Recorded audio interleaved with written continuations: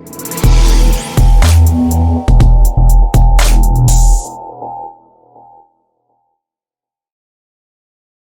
to get going. The Last Inning Touchdown podcast can be found on YouTube, Spotify, Google Podcast, and other podcasting sites. What's up, Logan? Not much, man. Not much. Excited to be back again. I've missed one of what episode are we on?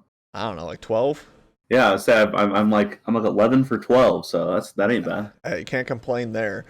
But I mean, we got to get right into this because baseball went nuts since last Wednesday.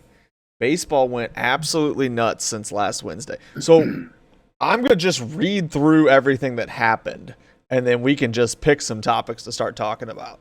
So the Astros signed Pedro Baez. The Yankees re-signed DJ LeMahieu. They signed Corey Kluber. The Padres get Joe Musgrove in a trade. The Nationals signed John Lester. The Angels signed Jose Quintana. The Blue Jays signed Tyler Chatwood, Kirby Yates, and George Springer. And then just to top it all off, we get told that the Blue Jays signed Robbie Brantley. And then like 2 hours later, find out that the Astros signed Robbie Brantley. So Michael, yeah, what? Who's Robbie Brantley? I have no idea. What's a Robbie Brantley? Michael Brantley.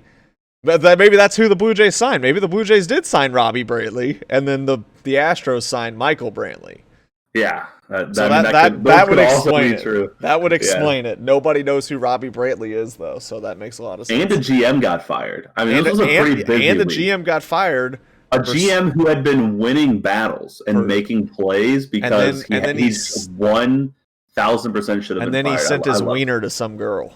I love Cohen, dude. That dude just does the right thing all the time. Yeah, so just because that's what the topic we're on at this second in time, I was on Twitter after this happened, and I saw someone comment and say, "Why did you hire the guy in the first place, and why did it take this long to fire him?" Like, I'm sorry that background checks don't read every single person's text messages in personal life. Like, if nobody brings it up, how would they have known? Like, they fired the guy instantly.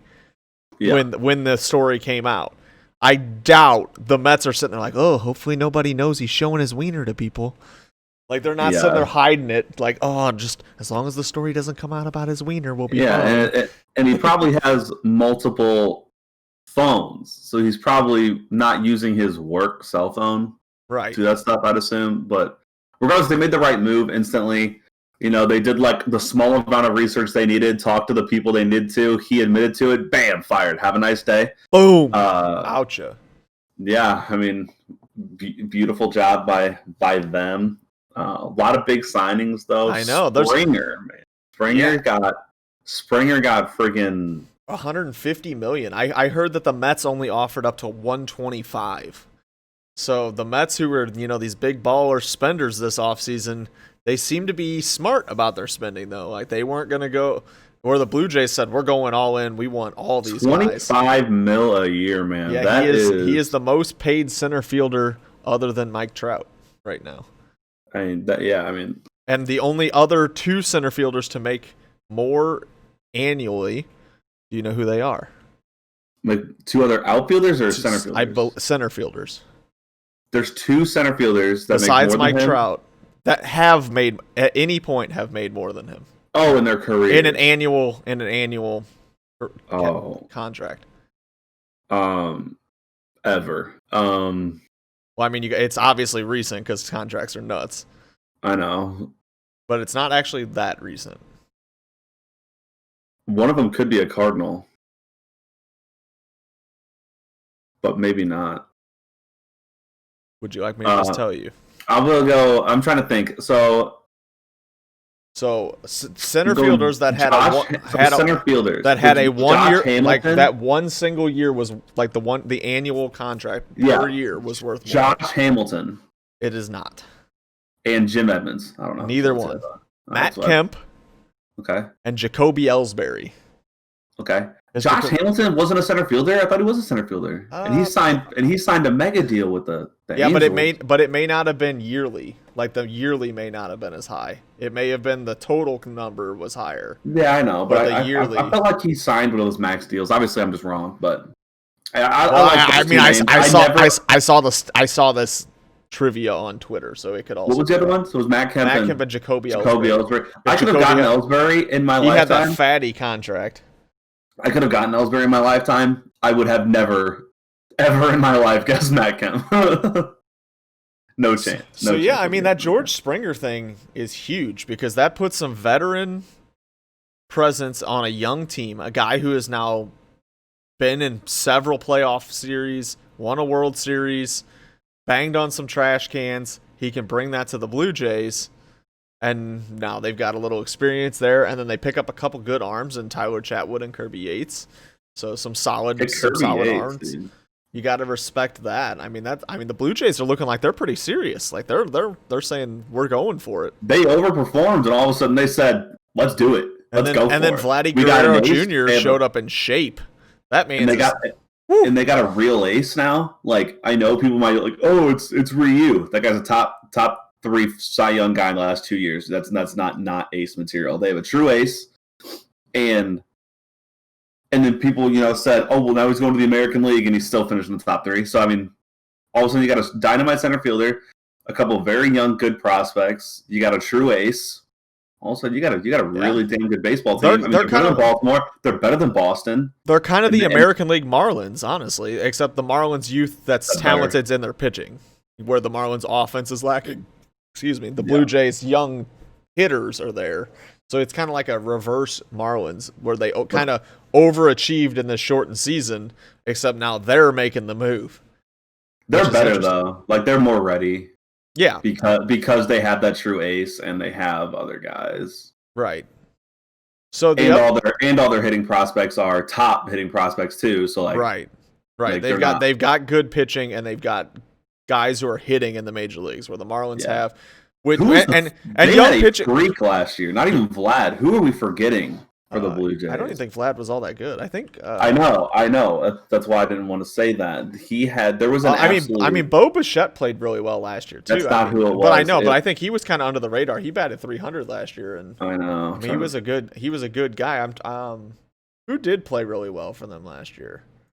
Oh my God, I'm worked up myself. Alejandro Kirk. Randall Grichuk. Alejandro Kirk, I believe. Yeah. Randall Grichuk. He didn't play that much. But the dude just came up and hit like his first 5 batted balls in play were over 104 or something like that. Dude's a freak. Yeah. Are you aware that Randall Grichuk hit 12 home runs last year for them? Yeah, Randall Grichuk has played very well. He's done exactly what he was kind of wanting to do on the Cardinals, and the Cardinals decided to change a lot of his approach instead of just letting him be this guy, a 273 hitter. A 273 hitter who hits 30 home runs. They were like, you know what we're going to do? We're going to try to make you a better overall hitter, and your average dropped for 50 points, then we traded you. So, what's interesting is the fact that, I mean, as a 90s kid, and you can relate to this, we were 90s kids, the Blue Jays are really cool because all their players are kids of people from the 90s. So it's like the players we grew up kind of watching and loving baseball, watching play, their kids are now the Blue Jays. So it's like... Is there that many? I know there's 2. Bo Bichette, Calvin Biggio, and Guerrero. Yeah, so that's pretty cool. 3 guys, yeah. So I think that's pretty interesting. And then you gotta give props to the Yankees for finally pulling that trigger on DJ LeMahieu, getting him back. He's been the best player on that team, and it was kind of unlike the Yankees to make him wait so long. Like the Yankees are kind of always known for saying, "Oh, you're our guy. Here's your money," and they kind of made him wait a little bit, which was a little surprising. Where he kind of flirted with this idea going somewhere else. The Kluber signing is kind of interesting. Yeah, they won the Kluber sweepstakes. Right. I think that's pretty interesting. I'm not 100% sure that I'm a buyer that he's still a great pitcher, but it's a smart signing no matter what. Yeah, it's a very, especially for the Yankees, very for high upside it doesn't really make you're not losing that much. Not to I mean, mention the fact that huge upside. You don't have like to be a stud to pitch for the Yankees. Like, you just don't. Their offense is so good. You just have to go out there and kind of pitch reasonable innings, and they will be very satisfied. And imagine if they weren't just dumping $30 million in Stanton. Right.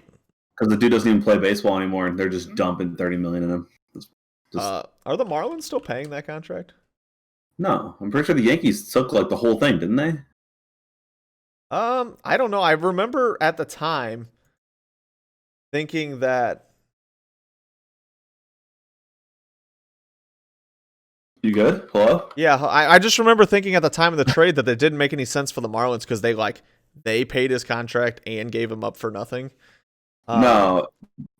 So just a quick Google search says an additional $30 million guaranteed covered by the Marlins as long as Stanton does not opt out as his contractual rights after the 2020 season.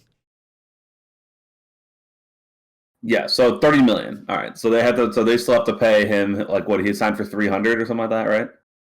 Yeah, I mean it was like, I don't know, what was it, like 10 years, 12 years, something crazy. But 10 years, 295 or something like that? No, I don't know. Yeah, it's something I can't remember exactly what the details was. Okay, so the Yankees were on the hook for 7 years of $218 million.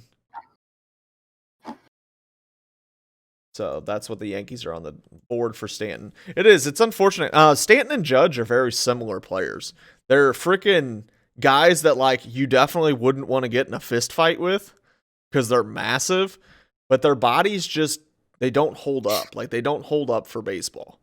It's like they're big, muscular guys, but it doesn't seem like their body has like the flexibility to play all the time and, the grind that is baseball. They don't seem to have that ability in their physicality to be able to play as much as baseball asks you to play. Yeah. I mean, because for a while there, it was like a lot of Stanton's injuries were freak injuries, but it's like, man, you can only be hurt so many years before it's like, you're just injury prone. Like, after a while, it's like, dude, the injuries are coming for you. Like, there's nothing I can do for you. True. But it's also, I think there's a signing in here that I thought was kind of interesting that I feel like it kind of went under the radar was the Nationals getting John Lester. I didn't really hear anything about that, but it's an interesting deal because it's like when you think of the Nationals, you think of like stud pitching. And so you kind of think like, is Lester really the guy? But it's like, I think people are underestimating what these teams are going to be going into. Like, you just got done playing a very shortened, fast-paced season. And now, ideally, we're going to go back to 162 games. And I think a lot of teams just looking at it are really adding more pitching than normal. Like, they're not just having 5 starting pitchings. They're carrying multiple guys that can slot into the rotation if need be. It seems like that is the trend where these teams are saying you can't have enough pitching this year. They're picking up as many pitchers as possible. Look at the Padres. They just keep grabbing pitchers like crazy. Yeah. I mean, so it's just like one of those things. It seems like everyone is just saying you cannot have enough pitching this year. And that seems to be the way of the world right now. And then our teams have signed like a combined 0 people. It's exciting. The Marlins did sign somebody. They signed some guy from another country. They signed, what was his name? I'm blanking on his name now. Yiddy. I have no idea how to pronounce this. It's Yiddi, and his last name is Cappe. He is on the top 30 international prospects list. So the Marlins signed that guy. So there you go. Boom. Marlins did something Cardinals didn't. Let's go. Woo! Well, the Cardinals aren't going to do anything. We're just going to cry about it. Yeah, that's all right. I think the Michael Brantley thing is interesting too. I felt like Michael Brantley would have had more suitors than he did. Like and maybe he did, but it just seemed like to me Michael Brantley was just a professional ball player who would have fit on a ton of teams. It's just interesting to see him in back up with the Astros. I mean, he's just trying to play for a contender, right? And he swings an unbelievable bat, and he plays out. Does he play a lot of DH or what? I think he plays a lot of DH. I don't think so. I know he sees a ton of pitches. He does not strike out. And I believe last year Last year he played in 46 games. Played 19 in the outfield, 26 at DH. Yeah, so a lot of DH. So I think in his career, that's not true. It was just kind of last year. I know, but he's older. Well, that's true. But I mean, in 2019 though, he played 123 games in the outfield.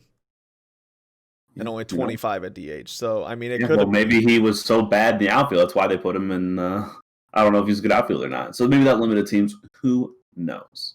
Yeah, I don't know 100% for sure. I mean, it's especially hard to say what his defense was when he only played 19 games there.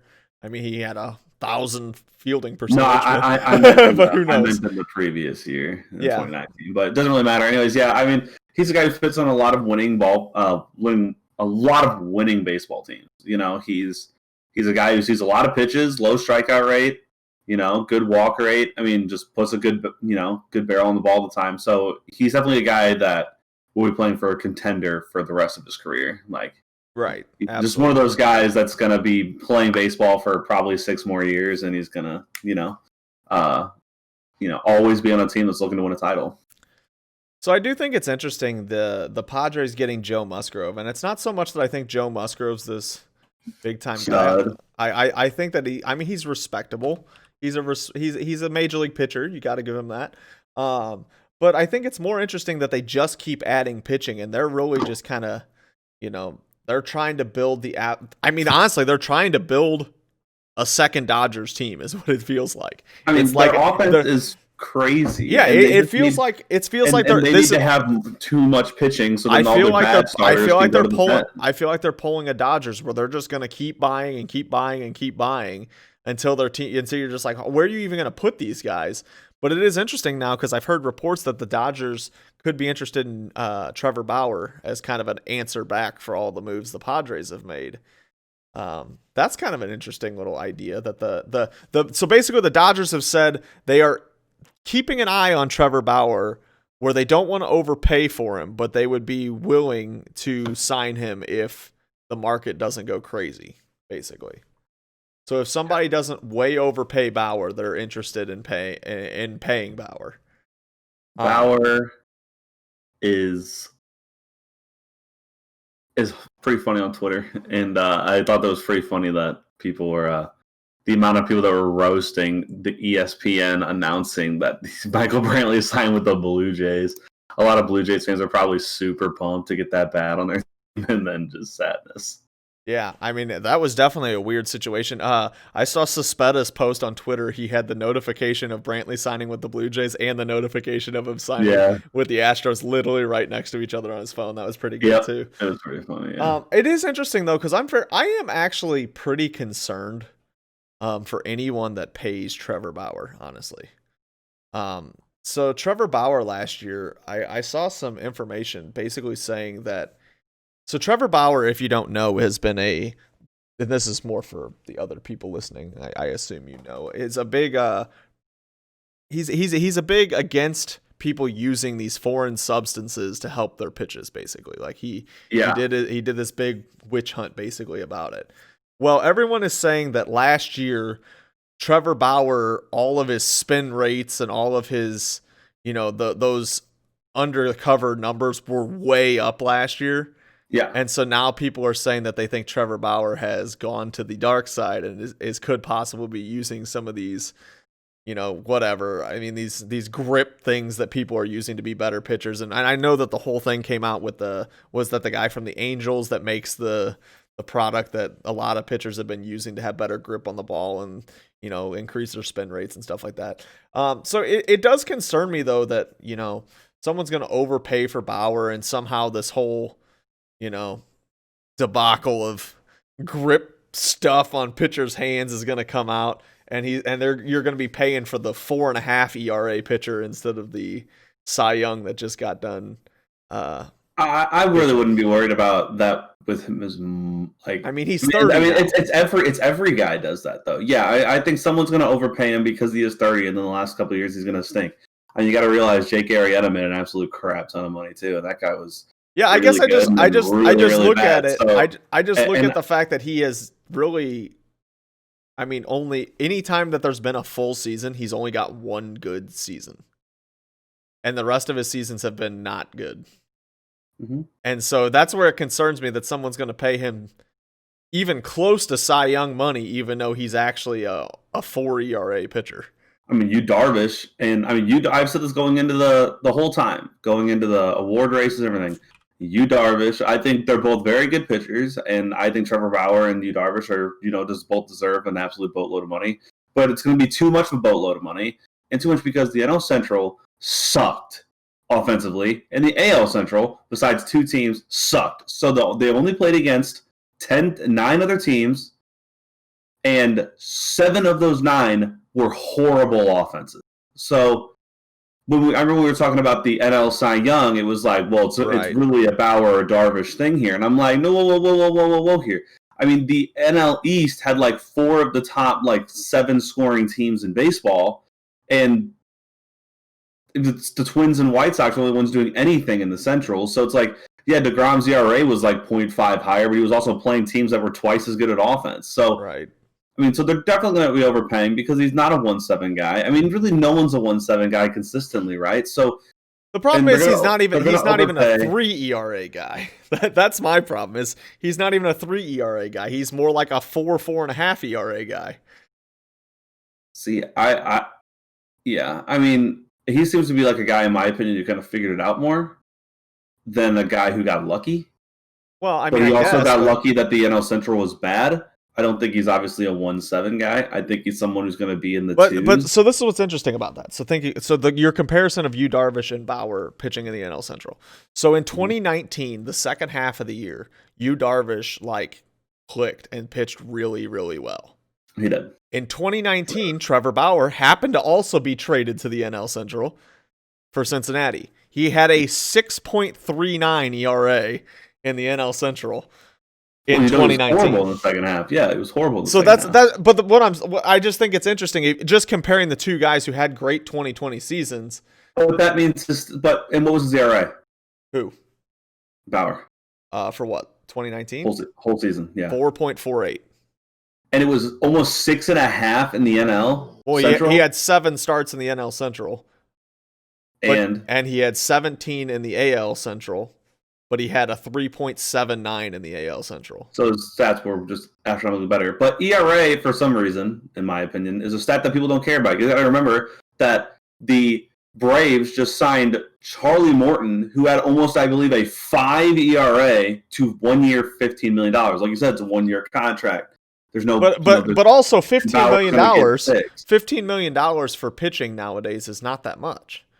Exactly. So if you're going to say, well, this guy is going to be a 3-1, is $25 million a year too much for a 3-1 compared to a $15 million for a 4.7?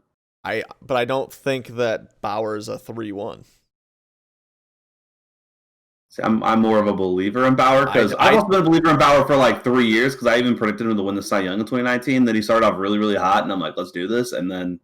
I don't know, but there's nothing in Bauer's career that makes me think he's really all that good. I think that, you may just have that 2020 was his fluke year. Because there's nothing really in his career stats that are even trending in a good direction. Everything is about the same every year, and it's not great for him. Unfortunately, he is really never. 2018 he had a good year, and that was it. The guy's got a 3.9 career ERA. It's not bad. It's not $200 million material. No, that's 5 starter. When you're talking about a 4 3.9 is not a 5 starter anymore. You got to realize, like I said, Charlie Morton just made $15 million for a 4.7. A 5 starter, the Cardinals 5 starter on the best starting staff in baseball in 2019 was a guy with a 5.8 with Michael Wacha. And they had I think they had the second lowest ERA in baseball. But the difference is that Charlie Morton before 2020 had 3 straight seasons that were lower than Trevor Bauer's ERA. Yes, absolutely. I still can't believe that Trevor Bauer, by the way, had such a good year and he went 5-4. Oh yeah, that's outrageous too. I mean, that's ridiculous. That. But yeah. I mean, I don't know. It's interesting because if you look at Charlie Morton, as soon as he left, and even actually Charlie Morton had some good seasons in the National League too. I mean, 2013 he had a 3.2, 2014 he had a 3.7, 2017 a 3.6, 2018 a 3.13, 2019 a 3.05. So he's had several really good seasons. He's also had several really bad seasons. Most of those were with Pittsburgh. But that's where it's, I don't know. He's at least trending in a direction where he was getting better. Bauer just kind of out of nowhere said, "Oh, look, I'm a lot better." And so, I mean, I don't know. It just concerns me that this is a fluky type season. Because like you even said in 2019, you said he got off to a really hot start and you thought, "Oh, here we go." Well, was 2020 just a really hot start? And then it would have turned into a, "Oh, here we go," if the season would have been longer. Yeah, because he just would have killed So himself. I don't know. I mean, I don't know. Maybe you're 100% right. Maybe not. I don't know. There's no way to know. It's baseball. I mean, this stuff is, if it was easy to predict, we wouldn't see the terrible signings that we see all the time in the sport. I mean, this sport has more terrible contracts than probably any other sport because baseball's so hard to predict what's going to happen. And yeah, Chris Davis made a lot of money once. I am just, I don't know. I'm a I want you to prove me wrong kind of guy. I'm not a big believer in all of a sudden you figure it out. Like I take a little more time. I'm kind of the guy that wants to see something from you that makes me think you're going to figure it out. And I don't know if Trevor Bauer's there yet for me. I don't know if he has shown me enough to make me think, yeah, you're a top of the rotation kind of guy. Because even your comparison with Charlie Morton, to me, Charlie Morton is a 5-starter. He's not a top of the rotation guy, in my opinion. And I think Trevor Bauer maybe has the stuff to be a top of the rotation guy, but I just don't think he's there. I think he's still, I don't know.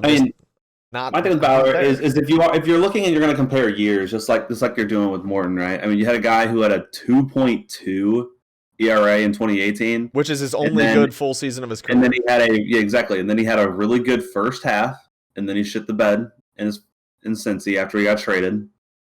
And then he had a really, really good 2020. So we're talking about which is in a shortened season. So we're talking about in 3 years, two and a half of those years, he was really damn good overall. And then half of those years, he was horrific, like minor leaguer. Yeah. Yeah, I don't know. I'm not. So, I just don't see it. Am I over-exaggerating? And is the whole world over-exexaggerating how much he's valued? Yes. But I think you're also probably over-exaggerating a little bit on how. But here's the conversation. What you're doing right now, though, is you're literally comparing a guy that's going to get ace money to Charlie Morton. Like you're comparing the numbers of Charlie Morton. But that's what I'm saying, though. But you talked about just strictly money, and then I said. But that's what I'm saying is talking about money because Michael Wacha got 10 million or 9 million, and then fucking Rick Porcello got 10 or 9. That is not a lot of money for pitchers. What I'm talking about though is Bauer is gonna get ace money, and we're comparing his numbers to Charlie Morton. Well, you are. But what I'm saying is I just compared his money to Charlie Morton. I understand, but if we're comparing money, you have to compare the player. And if Bauer shouldn't be getting ace money, if our comparison here is Charlie Morton. I mean, Charlie Morton finished third in the Cy Young. I'll tell you. I don't know. I personally think you're over-exaggerating, and I'm probably under-exaggerating. So I think we probably could agree on that. I just don't think that Trevor Bauer's that good. I just don't. I know. I do. And I don't know. There's nothing in. I mean, to me, he's had one season that was good, and I mean, 2020 isn't a full season though. So, and that's the thing is, I mean, he was still the best pitcher in baseball. Well, second best was Bieber, but I also look at it like, look at how many of the Marlins pitchers performed. I don't believe they're that good either. So True. Because it was a shortened season, you're not asking them to go out there and make 30 starts. He made 11. He made 11 starts this year. Hey, we're gonna learn. I think he's gonna. I mean, don't get me wrong. I think he's also gonna be. I think he's gonna be really, really good still for like 3 more years, and then I think he's gonna be one of those guys that has a massive drop off, like there's an absolute cliff. I think drop off. I think kind of like what happened with Arrieta. I think he just had a cliff. It was awful. I honestly believe we are about to see, like, I don't know, just absolute he's going to sign this deal and then just be absolutely garbage. I mean, he could, because he really doesn't. He might not even care about baseball anymore. Yeah, I don't know. It'll be interesting. He cares about his brand too much, and his girlfriend. That's always interesting though too. I mean, there's a lot of stuff. It's funny though that the social media is kind of flipped on Bauer a lot though. Like people are kind of annoyed by him now at this point. Like I don't know. I feel like he's played the game a little too long and he might be hurting himself at this point. I just think, I mean, he's also limiting his teams, because like there's a bunch of teams that won't take the cameras and stuff like that he wants to walk around with personally. You know, it's not like it's other cameras or whatever. It's like he's walking around and filming his everyday activities, right, and his teammates' everyday activities and stuff like that. And he's a distraction. Yeah. Well, I mean, depends. I mean, a lot. I mean, the one thing that I would say, like, that's what I thought too. And then the Reds players like defend him to hell on Twitter about, because a lot of people say that, like things we're saying right now, that it would probably be really annoying and how is this is kind of dumb. And then you have like a couple like Reds players on Twitter have been very open about how Bauer's like some of their favorite teammates, which really surprised me, because I feel like he's kind of like more of a selfish guy. Like, I guess like growing his brand and walking around with a camera doing whatever he feels like. But like, and I like watching his videos because I think they're very intriguing and they're very like kind of an insight to the not game, but every other type like of style that they were doing, like every other type of interactions they were having. But I feel like it would have been really annoying personally, but I've never been a pro baseball player. But a lot of his teammates came to his defense, and that really surprised me. Yeah, some of that, when I hear that, makes me wonder, did his teammates come to his defense because they're teammates? But it was after the season. Yeah, but I just wonder if they feel like they needed to. Like really I feel like they might. I don't know. It's just interesting. I mean, the Bauer situation to me is going to be an interesting one. So I guess we'll just see how that plays out this offseason. That's just how all these like any contract that is, it's like we have to see how it plays out. And like any trades, like right now, people think the Cardinals are the biggest idiots in the world for trading Randy Arozarena, and that guy could be dog crap for the next like 5 years. And Matthew Liberatore could win a Cy Young 3 years from now, and then people would be like, "Oh man, that trade was amazing." But all Twitter in 2020 was just ripping the Cardinals for letting go of this outfielder who had a great month. Or it could be Randy Arozarena competes for, you know, all-star nods and MVPs and stuff like that, and Matthew Liberatore never makes the MLB. You know, I mean, you just never know. Yeah, I think that a lot of that just came down to the fact that like the Cardinals just were a dud. The Cardinals had the worst outfield production in the MLB, and then this outfielder is winning a freaking. Yeah, well, it's like the media perception was that Arozarena carried the Rays to the World Series. I mean, that's what was basically projected, was that Arozarena was carrying this team to the World Series, and so Cardinals fans looking at like, what? Well, I want to be carried to the World Series, like, you know. So the world, like Cardinals fans kind of eat like just I've been eating whatever is like brought to the table. I feel like obviously social media makes it worse, but like I feel like it never really was as bad. But now, anytime anyone just says anything about a certain player that like all of a sudden like a small portion of people agree with, people just jump on and hate. Now I've said it 1,000 times, and I'll say it for another 100 episodes of this podcast. Harrison Bader is not the problem in St. Louis, but if you ask Cardinals Twitter, I literally saw something the other day about Harrison Bader about pitchforks. Yeah, it was like, oh, this player easily comparable to Harrison Bader. Everyone's like, oh yeah, nice. And then it's like Cardinals fans when they mention Harrison Bader, and it was The Simpsons with pitchforks from the Simpsons movie, and everything's on fire. And like that's and that's what the Cardinals fans did. And you know, you just I saw somebody post the Cardinals something. Fans are jumping on the hate of. Well, Arozarena, it's like you gotta realize we got a top prospect for that, you know, top 50 MLB prospect, and then you're also, so we don't know yet, and then we're also assuming Arozarena is going to be good forever, and then you know it's just been jumping on like, oh, it's fun to hate on a guy who starts the year off with a bad month, and then you know plays fine the rest of the year. So that's what's interesting is like what I saw was literally as it was a fan, like literally a person on Facebook I'm friends with just posted something about saying, having Harrison Bader is basically, this guy said, I could go up there and bat as well as Harrison Bader. He's just good in the field. And then someone commented on it and said, he might be average in the field. I was like, okay, you guys have no idea what you're talking about. Was Brandon commenting on that? Like the dude at an above average MLB OPS, not position wise, not NL Central, in the MLB OPS. And the dude is an elite defender, Gold Glove finalist defender.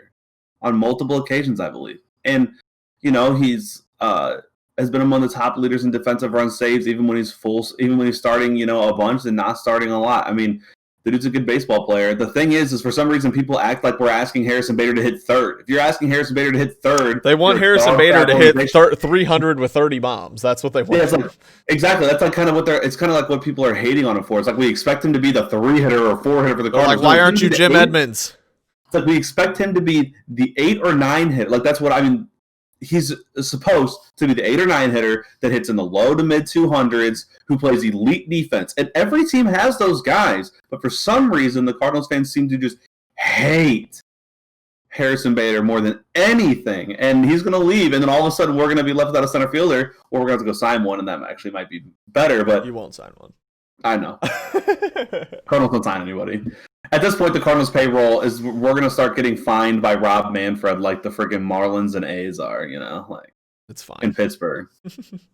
Jesus, all right, and then they're going to sign something to keep enough interest, and then we'll bring our blood pressure back down here by we'll calm down with the baseball talk here. So we're pretty far into this baseball talk, so we'll save some for next week, and we're going to move on to the NFL here on the Last Inning Touchdown podcast on Spotify, Google Playlist, and YouTube. So, yeah, moving on to the NFL. So we had some, I don't know. I don't know if I want to say good games last week or not.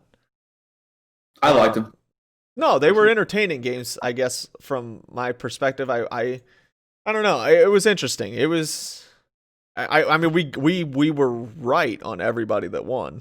So there was no real surprise. Did you go 4-0 as well? Yeah, we wrote. I'm pretty sure we said all the same people.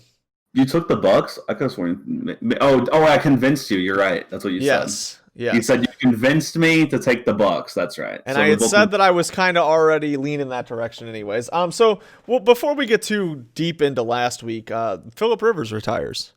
So good old Phillip. As a somewhat Chargers fan. I guess I'm sad to see him go. I don't know.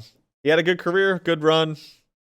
I never really respected him that much as a quarterback, honestly, even though he was always good but not good enough. That's kind of his career. He was always good but not good enough. Yeah, that was the thing, is he was always he was never a top 2 quarterback in the AFC. He was like stats wise good, but never good enough to really like I said, he was top. He also had a really rough run for a long. I mean, the man dealt with Brady and Manning his whole career. I mean, he really had a rough go. I mean, Ben found a way to win a couple during that time, so you got to give Ben credit where Phillip couldn't. But seriously, I mean, that's a large problem. I mean, that guy went to 3 AFC titles and 3 facing only Manning and Brady, I think. So. Yeah, that's what's interesting. I mean, if you look at Phillip Rivers statistically, he's probably top 5 quarterbacks in the history of the NFL to not win a Super Bowl though. He's probably one of the best. He's probably one of probably top 3 or 4 quarterbacks to ever play the game and not win a Super Bowl. I mean, he literally could be number 1 on that list. I'm obviously. Did Dan Marino win a Super Bowl with the Dolphins 14-0? Yeah, pretty sure. Here you go. Best QBs that didn't win a Super Bowl. Oh, there you go. Best quarterbacks to never win a Super Bowl. When I typed in Dan Marino played in 1 Super Bowl when the Dolphins and lost to the 49ers. Jim Kelly. Yeah, so Dan Marino never won a Super Bowl, so can't be number 1. But it still, I mean, you got to respect the fact that you're even talking about him as being one of the best quarterbacks to not win a Super Bowl. I mean, he's 5th in yards and 5th in touchdowns, right? Yeah. So, I mean, he's got good, like I said, he's got good stats. He just couldn't ever win games. Win the big game. Yeah. The man did tear an ACL on the first play of an AFC title game and then he lost the game, but he played the whole game with a torn ACL. I remember freshman year of high school for myself with him and LT playing the Colts in the playoffs. And I just remember watching the guy, the one thing I could never stand about Phillip Rivers is I always felt like, at least from a viewer perspective, it always looked like he was just out there crying the whole game. Like anytime something didn't go right, like he was throwing his hands in the air, had his head down, like he just always looked like a guy who was out there crying the whole game. And that always kind of bugged me. But you got to respect the numbers. You got to respect the long career. But what's interesting about that, though, is now the Colts need a quarterback, which is something we kind of expected. And he was a free agent anyway. Yeah, well, we expected them to need one anyways. And it's so the rumor on the street is the Colts are ready to go big to get a quarterback. That was the report I saw. They are willing to go big to get a quarterback. So the question is, what does go big for a quarterback mean for the Colts? Is it Deshaun Watson big? Or is it a Carson Wentz big? It's Matthew Stafford big. Is it, Matt Ryan big? I don't know. I don't know. It'll be interesting to see who they go with. But you got to think with as well as their team played this year, they're going to want somebody good. Like they're going to want a guy that's going to put them right back there.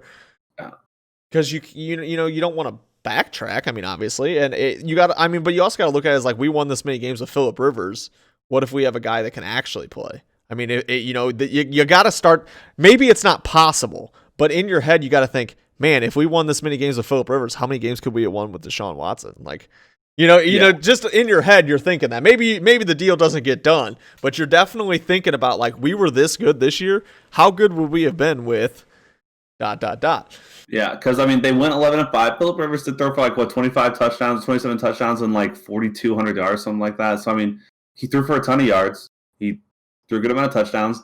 I mean, if you really just want to just hand them their week 1 win against Jacksonville when Jacksonville's only win, and they were 11-5 team. I mean, if they just would have beaten Jacksonville week 1, they would have went 12-4. And for some reason, 12-4 looks immensely better than 11-5. I don't know why, but that's the trademark. It does. Like going 3-1 in your month is the goal.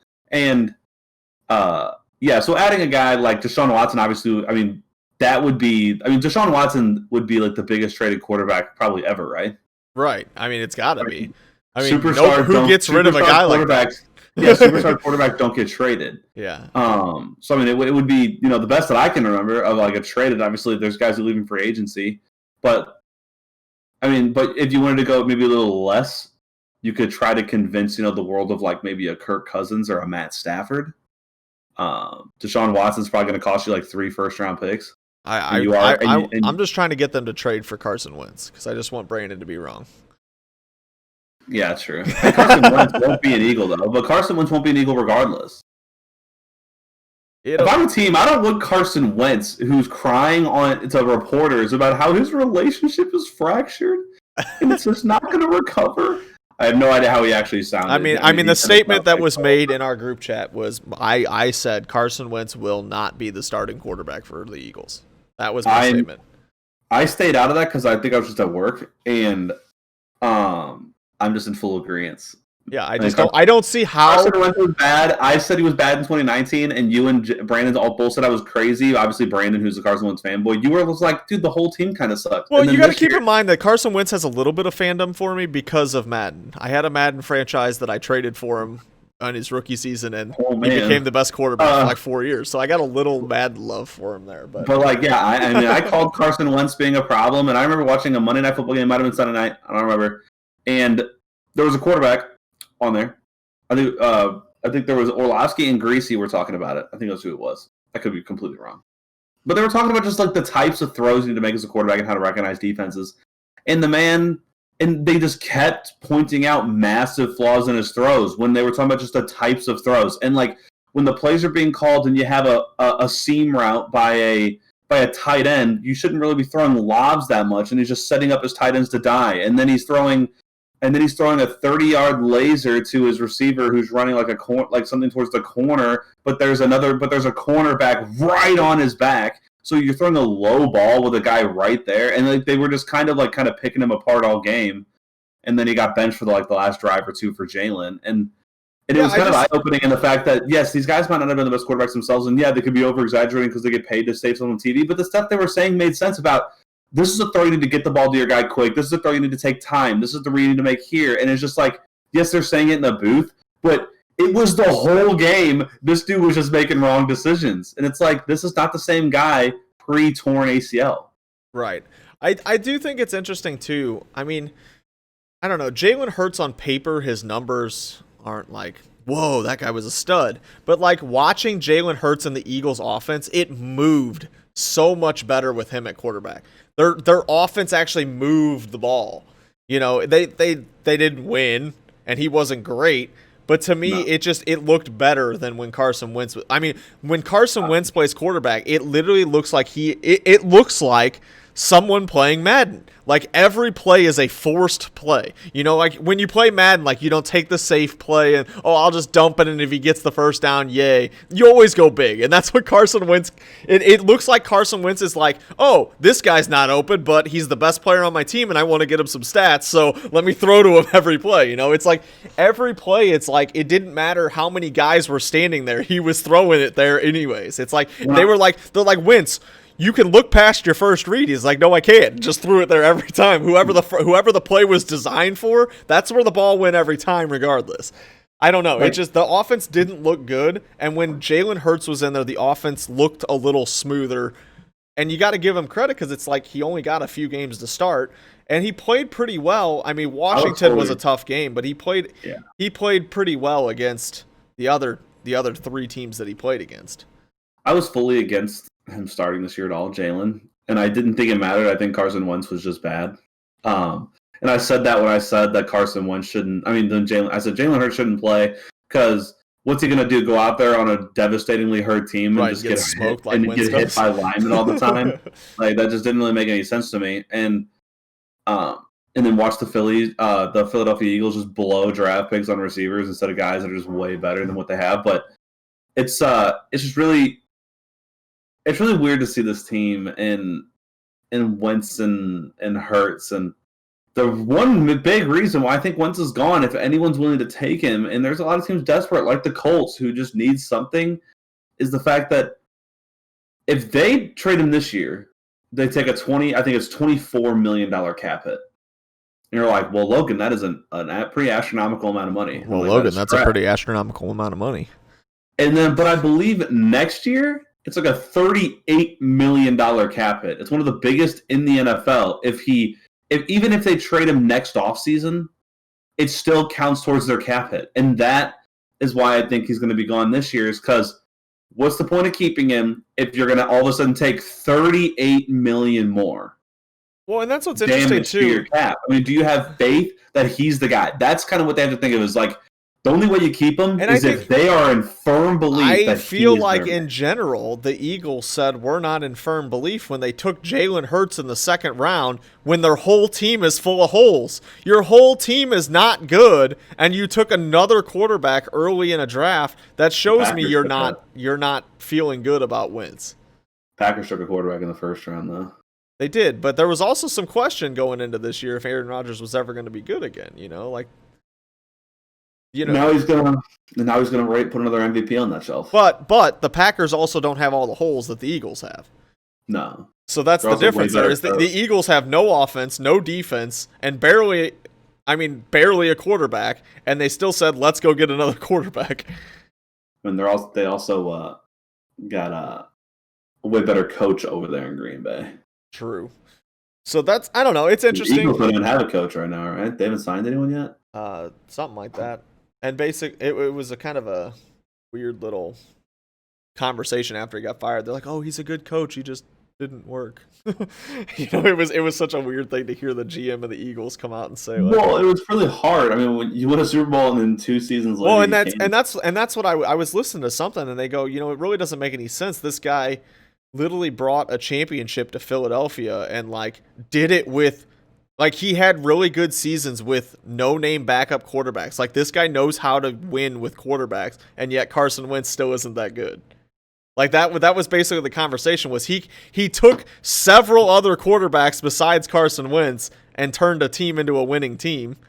What were the other quarterbacks? Obviously Nick Foles. It was just Nick Foles and Nick Foles, right? There wasn't really anyone else. Okay, maybe it was Nick Foles twice. It was Nick Foles twice because they were like 3-6 when Nick Foles took over once, and they made the playoffs because he went like 6-1, and then he won the first round game and could have won the second round game if Alshon Jeffrey didn't put butter on his gloves, and then obviously the Super Bowl year. when that man went out there and just dominated.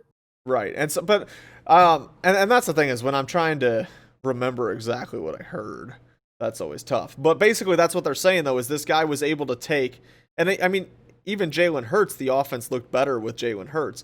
So I mean, even if you just take those, like, it's just interesting that the offense looks so bad with Carson Wentz, yet this guy's been able to win with other quarterbacks, and he brought you a championship. And then when it came down to it, you stuck with your quarterback that's causing a lot of problems in your offense instead of your coach that brought you a championship. So it was just kind of an interesting thing. I think the only way that you really fire your coach in this situation, in my opinion, is if the players in the locker room were kind of just like not all in on their coach anymore. If more guys in the locker room are siding with Carson Wentz than your coach, then maybe there's more issues there than we can see. But I don't know. The Eagles are honestly not that interesting at all, but it is what it is, and we'll see where that goes. So last week's games, we had some playoff games last week, and we were correct on all of them. You ended up being more correct than I was. There were some circumstances with that because we did talk about. You said that you thought the Packers would beat the Rams pretty good. It's weird though because I felt like the Rams-Packers game really wasn't as bad as the score looks, but I felt like it was worse. Yeah, I mean it was just weird. It was a weird game. Like you see the score and you're like, well, that's not that much. It was never close. And like when you look at and when you look at the score thing, it's like, well, they only had one quarter they put up double-digit points, but it's like the Rams never looked very good. And so that's where it's interesting. It's like so many things just don't look right for the game that we saw. So you definitely were there. And honestly, though, it's interesting because on the flip side, the Chiefs-Browns game, which I said was going to be one-sided, actually was very one-sided for the Chiefs. It just, obviously, Mahomes got hurt, and then the Browns started coming back, and the Chiefs didn't really answer. Well, Mahomes got hurt late, though, didn't he? He got hurt in the fourth, right? He got hurt in the third, I believe. But, I mean, like, going into halftime, it was like, 19-3. Yeah. So it was like the Chiefs were definitely cruising, and then they kind of just, I don't know if they took their foot off the gas. They do it every week, dude. They make every game close. They're built to do it. Well, it is what it is. So I guess you were more correct based on that prediction. I do think here's one reason why I think the Packers did whatever they want to do and why it was a total domination is they had the ball almost 13 minutes more than the Rams. I mean, they just did what they wanted. I mean, how bad were the Ravens, though? I mean, Lamar Jackson he just barely scores points in playoff games. Yeah, I don't know. I guess Lamar Jackson got his playoff game win, and they were good with that because they sure didn't show up to that game. And then the Tampa Bay Saints game was interesting. I mean, Drew Brees. The Packers had 8 possessions and they scored on 6 of them. Anyways, go. Drew Brees was. It's tough because you feel like there's a lot of talk that Drew Brees is done. Like this was it for Drew Brees. So whether it is or isn't, he definitely wasn't good enough / healthy enough to play the Buccaneers in that game. No. They was fine for a while, but then when it came down to we need to come back and win this game, I mean, he threw 2 late interceptions. It's just, I don't know if he wasn't healthy because I know he's not, but I don't know how much that's impacting his play.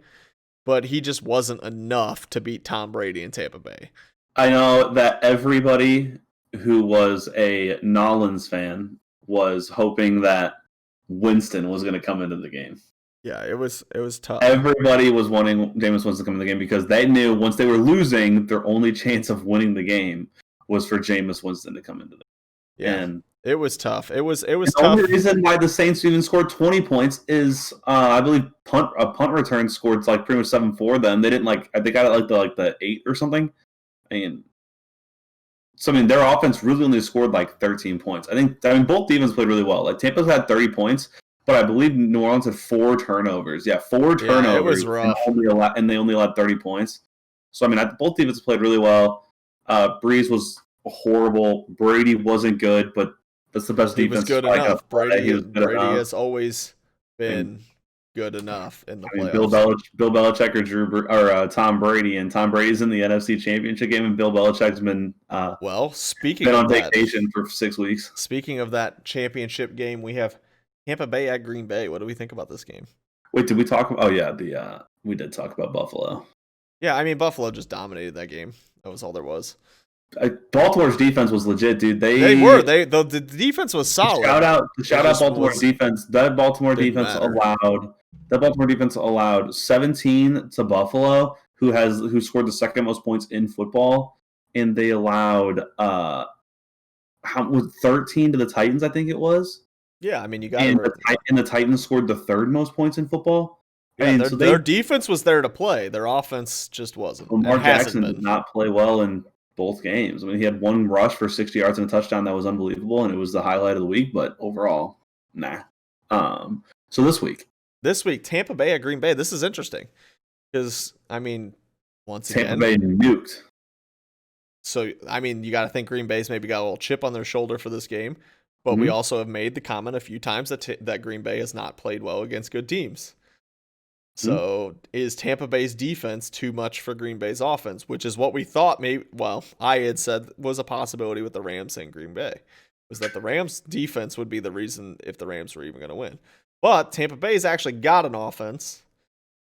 So the question is, do you go with Tom Brady and the Tampa Bay defense or just solely the Aaron Rodgers offense? I mean, that's kind of the debate here.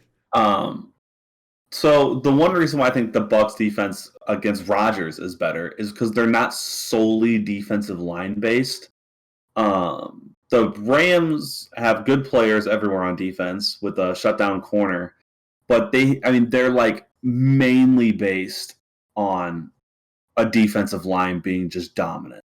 And I think the Packers exploited exactly what I said they were going to do, and they said they were going to play a lot out of shotgun. You weren't going to see any 5 or 7 step drops out of under center. You were just going to see them play football and frustrate that defense. And Aaron Donald in the first half was like throwing a fit at one point on the sideline, not like a crazy fit, not like what Tyreek Hill did, but like an actual he was upset, like yelling because he had 0 pressures. I think he had 1 pressure, but 0 true pressures, which is a true pressure is pressuring the quarterback inside 2.5 seconds, I think. Like his only pressure was like 4.1 seconds, so Rodgers was like there all day. So I think the Bucs defense is actually set up better than the Rams defense. Even though the Rams defense overall is better, I just think when you're talking about pure matchups, I think the linebacker talent of the Buccaneers, I just know, the world knows the Bucs linebackers are one of the top cores in football, and I think that is better than what the Rams were bringing to the table. Yeah, I'm going to agree with you here because I always say that I go quarterbacks and defenses basically when I decide my matchups. And I mean, obviously, I think Aaron Rodgers is better than Tom Brady, but I think Tom Brady is as good as he needs to be. Like, that's how he always is. Like, whatever his team needs him to be, that's how good he'll be. If he needs to throw for 404, he'll do it. If he needs to throw for 200 and hold on to the ball, he'll do it. Yeah. So I think Tom Brady will be what he needs to be, and I think Tampa Bay's defense will do what they need to do. So I think Tampa Bay wins this game. Oh, you're going Tampa Bay. I think Tampa Bay beats Green Bay. Tampa Bay beats Green Bay. Tampa, the Battle of the Bays. So the first game was played in Tampa on Thursday. I was at a bar, which I don't go to bars, but I remember that. And I don't know, dude. This is so close to me. This might be the toughest pick of the whole thing. Interesting, because I think the next game to me is harder to pick. So here's how I feel. So this is weird because if the Packers play the Chiefs in the Super Bowl, I think the Packers are going to win. But if the Bucs were to play the Chiefs in the Super Bowl, I think the Bucs are going to win. And if either of those teams played the Bills, I think I'd probably think the Packers. So basically, I think the Packers would beat anyone in the AFC, and I think the Bucs would lose to both teams in the AFC. Which means nothing. What I'm saying is I just don't know. It's so close. You can't, Logan, the Logan Hillsman trademark. What's the weather like? You can't say that with these guys because it's Tom Brady and Aaron Rodgers. I mean, they're both played in the snow for friggin' 15 years. I don't know, dude. This is going to be tough for me. But I'm going to go against the GOAT. I'm going to go with the Green Bay Packers. Okay. So then the Bills versus the Chiefs. I do want to make one quick statement that I just remembered. Yes. The Saints let me down all year in our pick'ems and were the reason I lost to you. Maybe the sole reason I lost to you, because I got most Saints games wrong, and I predicted them right last week to lose. Thank God. Anyways, I'm gonna go Aaron Rodgers. All right, Bills versus Chiefs. This one's interesting because Mahomes currently limited in practice and still going through concussion protocol. So that's obviously a factor. This game is played in our home state, Missouri. Neither of us do you like the Chiefs? Like I don't like the Chiefs. I don't care. Yeah. I guess as a Chargers fan, I can't like the Chiefs. So. Yeah, the AFC West. I don't know though. This is an interesting game because you've got. I mean, even if Mahomes plays, this is still a very interesting game. I mean, you've got a team in Buffalo that's averaging like 30 points a game, and they're surrendering 22 points a game. Well, you've got Kansas City, who's averaging 29 points a game and surrendering 22 points a game. So you've got very identical teams here matching up. Yep. So my thought is I'm going Bills because of the question mark with Mahomes. I'm going Bills. You know what's really funny is it would be pretty savage to see Mahomes not play, and Chad Henne proved everybody that, like, is Mahomes really as great as everyone thinks he is, or is it really just Andy Reid? Oh no! And here we go with the new Tom Brady or Bill Belichick. It's Mahomes or Andy Reid. True, dude. That's what everyone said. I'm all aboard the Patrick Mahomes Hall of Famer, and Andy Reid is an offensive guru, and that man's got the best weapons ever. But I do like myself Patrick Mahomes. So you think this is tougher? So you took Tampa Bay. Tampa Bay, and I'm taking the Bills. Taking the Bills and Tampa Bay. Okay. My heart says Bills. What does your wiener say? Josh Allen. See, that's what you go with. That's not true. You're not supposed to think with that ahead. It gets you in trouble.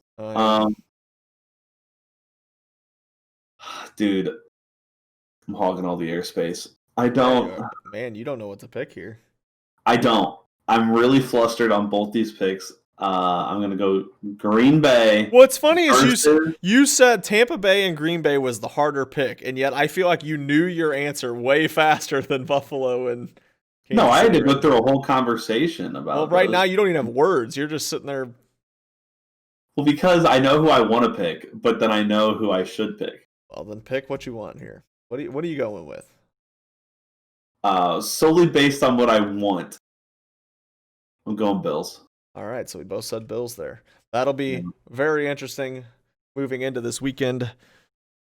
I'd like to see the Bills win. I'd like to see them win. I'd like to see Josh Allen light it up, dude. He hasn't had the best postseason games, but he's won, and he played really poorly last year in his only postseason Josh Allen game. Fan. So am I. And Josh Allen is someone I would like to see him light it up and just go for like 304 with no picks, and then just say, all right, guys, like everyone kind of said, I'm good too. Yeah.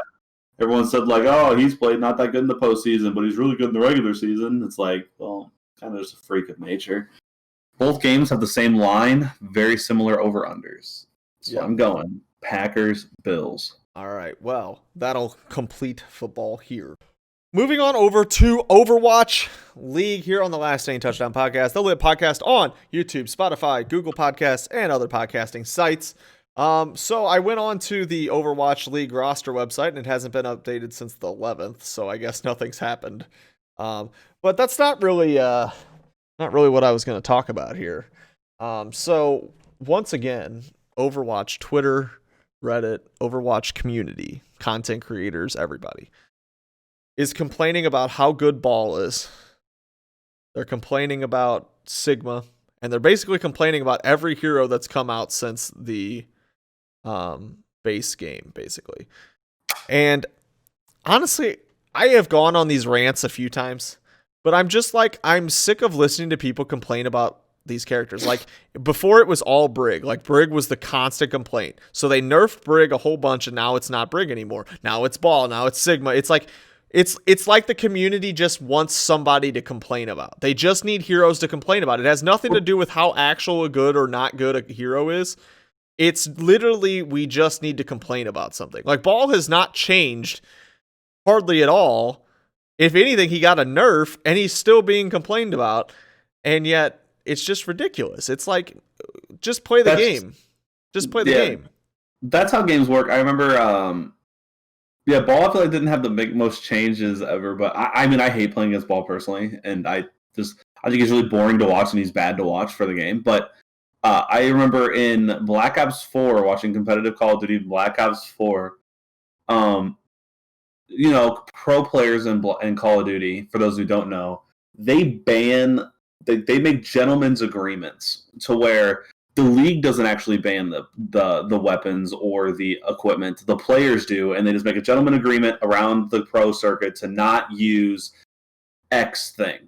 And during one tournament, a gun that was never used or was not a part of a gentleman's agreement or anything like that, it was useless. No one used it. It was the KN or whatever it was called in Black Ops 4. It was like the KN-77 or something like that. I can't remember what it was. But I remember one tournament, no one used it because, it's not that good of a gun. The meta is these other weapons. And then one team used it, and they just dominated with it. With one guy, Classic. And he used it, he dominated, he wound up winning the MVP of the tournament, and they won the tournament. And then all of a sudden, they had made a gentleman's agreement to ban the gun because the gun was too broken. If it was broken, then how did no one else notice in the 3 months of practicing up until then that it was broken?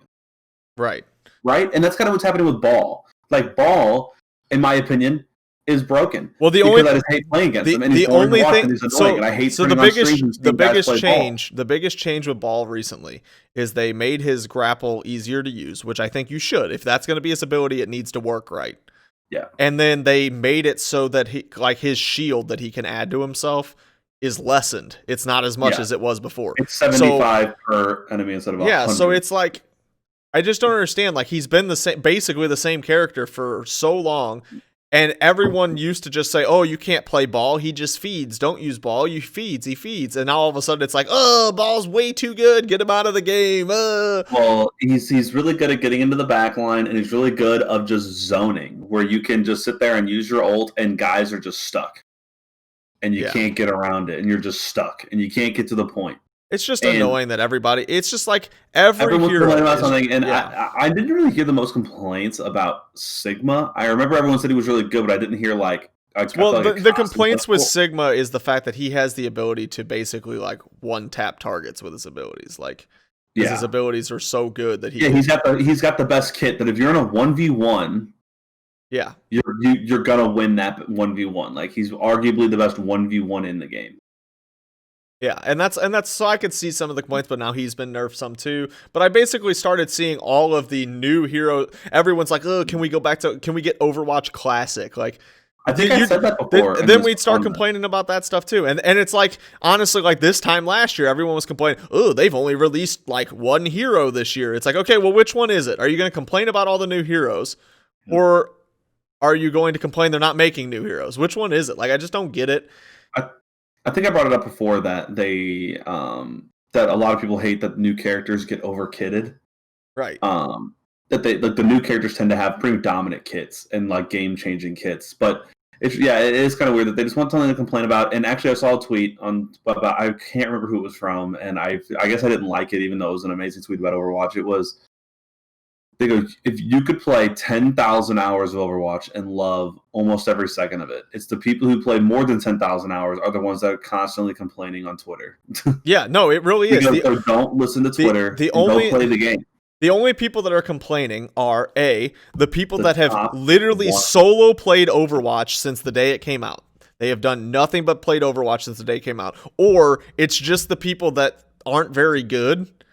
And so they're complaining about what the good people are complaining about because they want to blame that on why they're not very good. You know, it's like change your mindset. Like, oh, ball's killing me. Okay, well, what do I need to do as a team to counter this ball? Like, especially for most people playing, you're not playing the best players in the world for most of us. Most of us are not playing the best players in the world.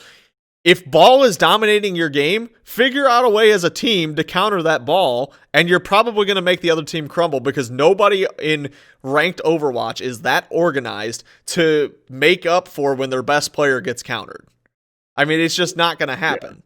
Unless you're playing in that top 1% of teams. Like, you know, if you're playing in that GM level games, then yeah, any one of those players can pop off and dominate a game. But for most of us, I don't go into a game. Honestly, I don't go into a game and go, oh no, the other team has a ball. I'm usually like, yes, the other team has a ball. He's just going to roll right into me and I'm going to get ult charge. Like, the only thing, so this is the one thing I did see. So somebody actually, so this is what I appreciate. If you're going to complain, I want you to have a constructive complaint.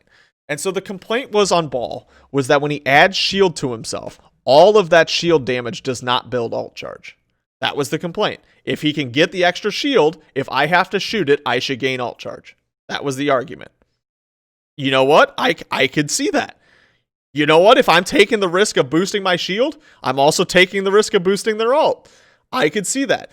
The other complaint that I saw went with Ashe and Ball.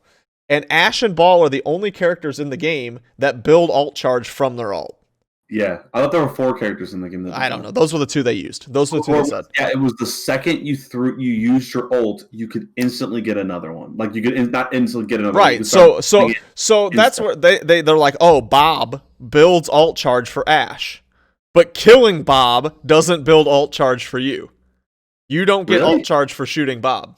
That's what it said. I've really never paid attention to it, but that's what it said. So Bob can build Ashe ult charge, but you can't build ult charge by shooting Bob. So I don't know. Those are legit. Those are legitimate arguments, though. Yes. That is a constructive argument. But just saying Ball's OP, he's ruining the game. Like, okay, what do you want him to do about it? Yeah, I mean it's.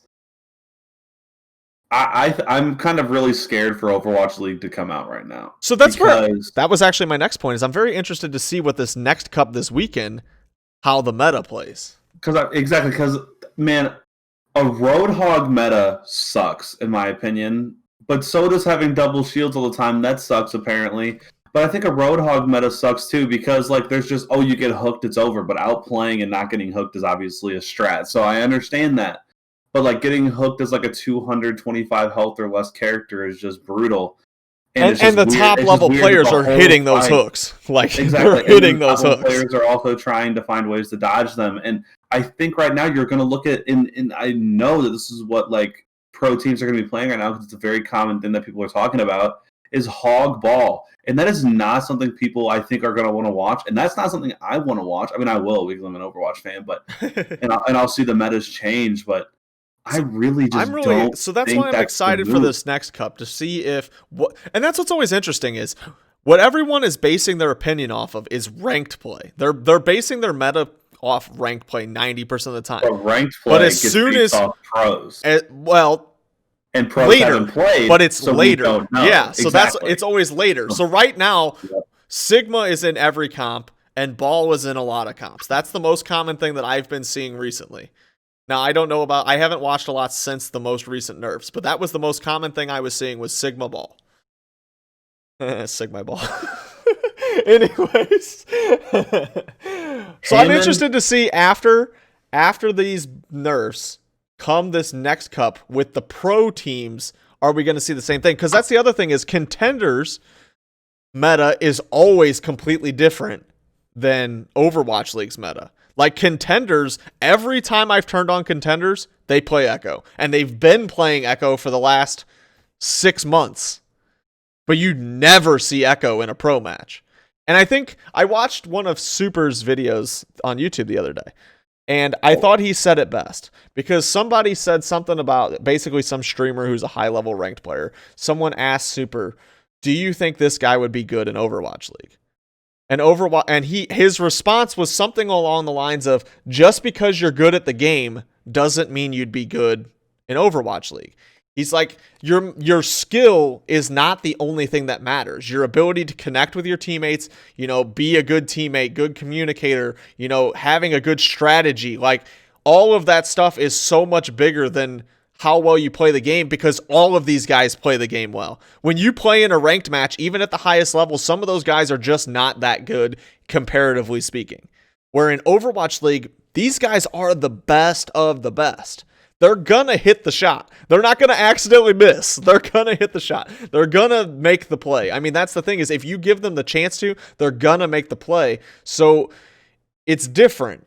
And so that's why when you see contenders matches, the meta is different, because Echo is huge at taking advantage of mistakes, because Echo can melt something very, very quickly. But my thought is that Echo's not played in Overwatch League because really good team play counters her really bad. Just like far. Where in contenders, it's a little bit more like loosey-goosey and people make more mistakes, and Echo can pop on that, and that's huge. But Overwatch League, those guys, unless you're Boston Uprising, you're not making those mistakes. It is what it is. But truthfully, it's not the same thing. So it'll be interesting to see with the next cup what these pro-level teams in the cup are using. And honestly, they may not even know, because they've really only been, scrimming, and it hasn't been anything major in a long time. But you're not going to know until everyone else is also revealing their strats. Right. So then you're going to see everyone reveal their strats, and then one of them, you're going to see a team like Toronto is all of a sudden going to reveal a strat and go like 3 or 4-0 in their first 4 matches, and like a comp, and all of a sudden people are going to go, "Oh man." Yeah, and that's what's interesting too, because to your comment, you said like, "Oh, I'm afraid of Overwatch League starting." Well, the nice thing is we have till April. Yeah. Honestly, the way Overwatch goes, a lot of stuff is probably going to change before Overwatch League starts. The other interesting factor is there's a lot of talk that Overwatch 2 is going to be announced before Overwatch League starts. And I think personally that Overwatch is going to do the best it can to make the most fun meta around the time that they announce Overwatch 2, because they want people interested in the game and having fun. And I think they're going to have the best meta right before Overwatch 2 comes out, because they're going to make the most popular heroes probably good, because they want the people that have been playing. Honestly, 90% of your tank streamers all want to play Reinhardt. Honestly, they want to play Reinhardt Winston. That's what every tank player dream is, the ability to play Reinhardt or Winston on a regular basis. That's what everybody dreams of. So I wouldn't be surprised to see a meta that involves one of those two going into it. Now, it's also interesting too, because I heard in a different video on YouTube that a lot of, the Korean leagues and stuff have a completely different meta than, what we're seeing in a lot of North America. So like Korea contenders is playing a completely different meta than North American contenders. And so that's just what's interesting, is like, even like when Overwatch League came out, back when it first came out, the Korean teams were the only ones doing dive. The NA teams were playing a much slower, individualistic type of gameplay. So it's just interesting how so many people complain about what's meta and what's this and that, when honestly, when it comes down to it at the basic level, here's the basic level to all of it. Look at the streamers in general, the people that are complaining all the time. They're complaining and saying things like, Reinhardt is unplayable right now.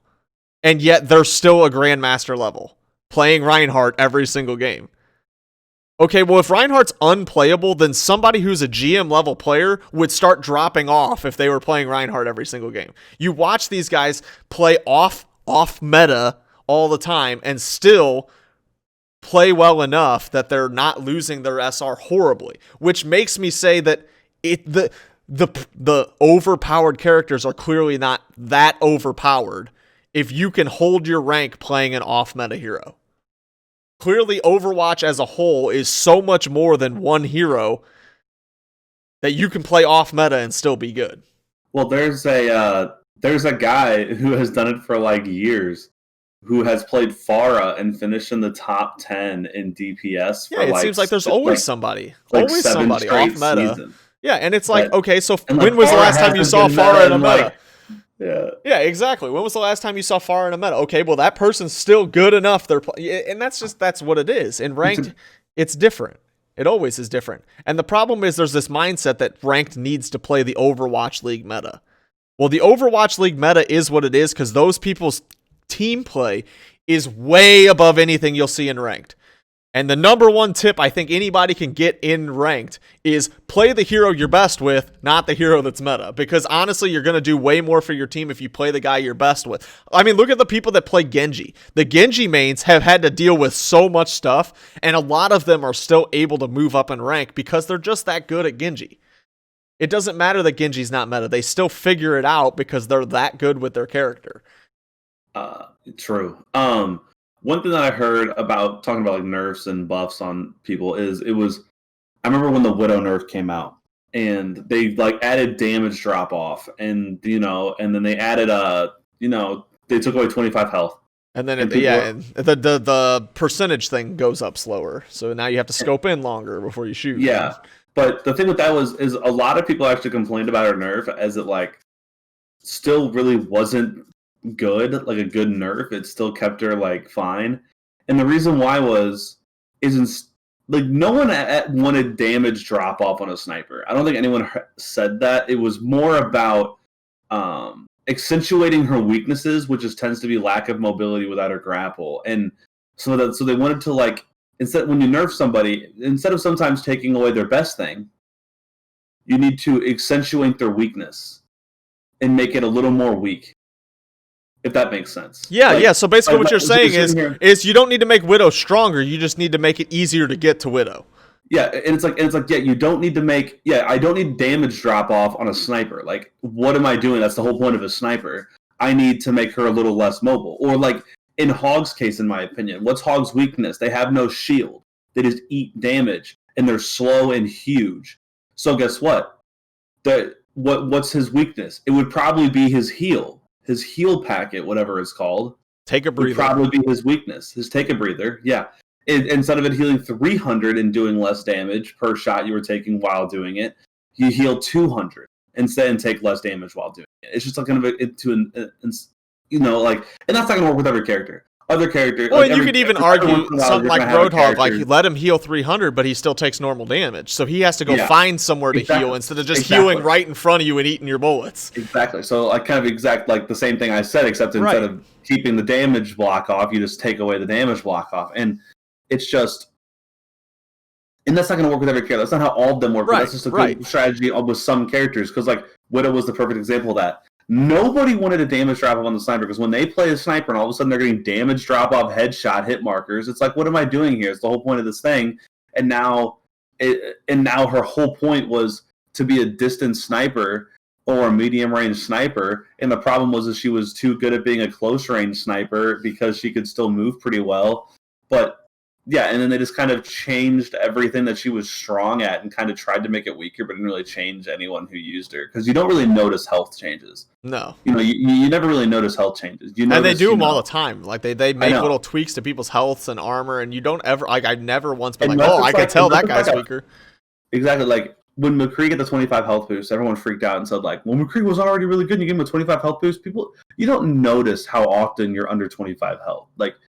It's just something but you noticed his reload speed when he in that same button, like when he got that buff, he got a faster reload speed. Right. It's like you can notice, like if I'm reloading faster, I can put out more shots faster. I can hit more targets faster. I can eat shields and tanks faster. And so that's sometimes that you got to think about it when people are asking for nerfs and buffs on Twitter. You're like, well, how would you want the buff or nerf? Do you need to? It needs to be more than just complaining. Yeah, you need to buff their whole... Exactly, just like you said. You want a constructive argument. Just like in, any sport, you just have people saying, this guy sucks, this guy's good. Well, and I think what really happens here is what happens is everyone cries about... Well, and that's the thing, is everyone cried about Brig. They cried so much about Brig. Who's a massive counter to ball? Brig. If he comes rolling into your team and she stuns him, you know how hard it is to get that momentum again? So that's the thing is, like, we're creating our own problems by complaining about certain people. Yeah. When you complain about certain heroes, you're creating your own problem instead of just learning to counter them. Really quick question. Yes. one of the three men, you had to choose a tank, DPS, and support. We can end this. We can end it on this if you wanted to. A tank, DPS, support that you wanted to be meta. What's one of each you would want? I mean, So you'd want you're a Reinhardt or a Winston guy. I am one of those two. So that's where it's tough because for a playing perspective, I feel like I can go through mine. My heart says Reinhardt at tank, but the problem I have with Reinhardt is the DPSs that come with playing Reinhardt. A lot of Reinhardt comps are the May Reaper, like that was the comp when Reinhardt was last meta in Overwatch. May was also. I think May is annoying. I think May made Ryan the meta, not vice versa. It could be. So May was a freak. I am afraid if Ryan is meta that May will be meta, and that's where I'm a little. But Ryan was meta before him. That's where I'm a little concerned with it. So that's where I'm afraid in general. Yeah, I understand that, but I think the last time Ryan was meta because May. Meta, I think so. I'm gonna change. I'm gonna say this though. I want a Winston meta because it's been so long since Winston's been meta. I would like to watch Winston meta again. It's been a while since it's happened, and so I feel like he deserves a little more love. So I'm putting Winston as my meta tank here, just because I haven't seen it in a while and I'd like to see it. So if we're gonna go tanks, you said yours. I'm gonna say mine. I'm gonna go Reinhardt because I like the way he has to maneuver and use his hammer, when he gets close to people. And I mean, there's not really much. My Reinhardt video comes out tomorrow. There is a little aiming. Does that one also have no sound? It does. It's the second placement match. I know. And then I don't know. Winston, not really needing to track is kind of annoying, but Winston is one of my favorite characters too. So I mean, I'm going to go Ryan though. My daughter has a stuffed Winston. For those of you who don't know, she's 4 months old. I bought it before she was born because I wanted her to like Winston. And this dog right here is named Winston. Oh, you can't see it. Yeah, so right. Winston, right there. Right there. All right, DPS. This is a tough one. Yeah, because there's like 18 of them. There's a lot of DPS to pick from. I think I'm. Okay, so are we talking about meta for me or meta for Overwatch League? Like, am I playing it or is it Overwatch League? That's what I'm getting at here. Do I have to play it or do I watch it? You're watching it. Okay, so in that case, I'm torn between Genji and Widow. And it's because both of those players at Overwatch League level are so much fun to watch. I mean, the Widows at Overwatch League meta, like at that level of Overwatch League, are so good. It's so cool. I mean, to watch them just like grapple somewhere and just freaking headshot somebody is awesome. But then like the Genji, 4 or 5 kill blades are always sick. I mean, you gotta love those as well. So I think for the excitement factor, I go for one of those two. See, I'm not about the Widow solo plays, because I remember we talked about this once before, that you were all about the team plays, but then one of your favorite characters to watch is Widow. I love watching Widow. But I'd say my DPS that I like, just off the top of my head that I can really think of is, it's been meta, or he's always really never not been meta. He's just always around at some point, and that's McCree. Okay. Like, I just like watching. He's got big play potential. That's always exciting. He's got big play potential. It was fun to watch McCree meta. He's not someone who's really far away, but he's pretty much always meta on the certain maps because of his style. And he's not someone that plays crazy long range because he's got no scope. Kind of like an Ashe has a scope. And I agree. McCree meta in Overwatch League was a ton of fun to watch. Yeah, so you're talking about like Genji, which is just I'm going to try to build my ult and then use my ult and hope it works. And then you have big plays. A Widow. A Widow is the trying to hit that 3-piece in a row, and all of a sudden the fight's over because she hit a 3-piece. Because good job by her, she's a freak. And but yeah, I'm going to go McCree. I like because of the multiple. You can make big plays, but you got to hit your shots.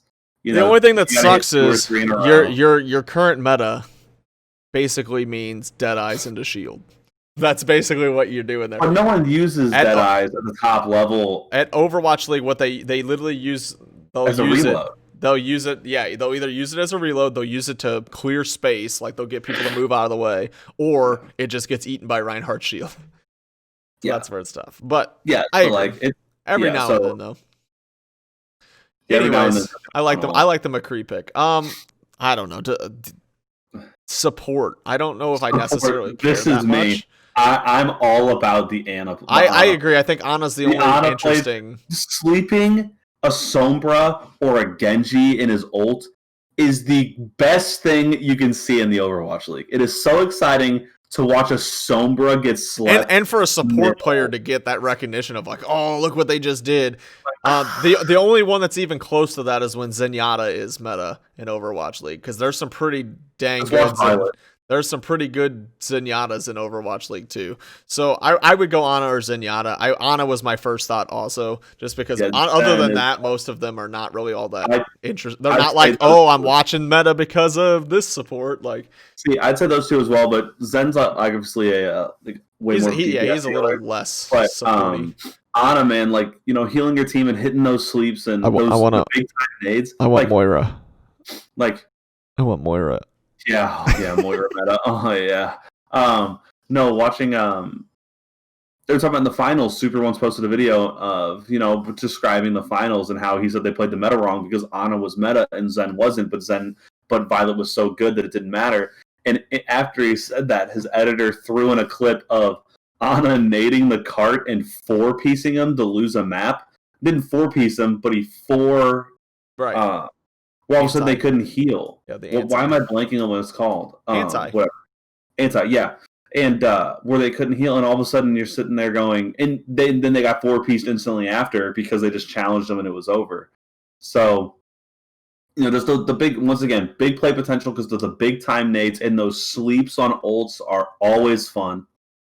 Agreed. Always fun. It's never not fun to see a guy get slept on an ult. It's unless that's your team. I agree. I like all of our picks here.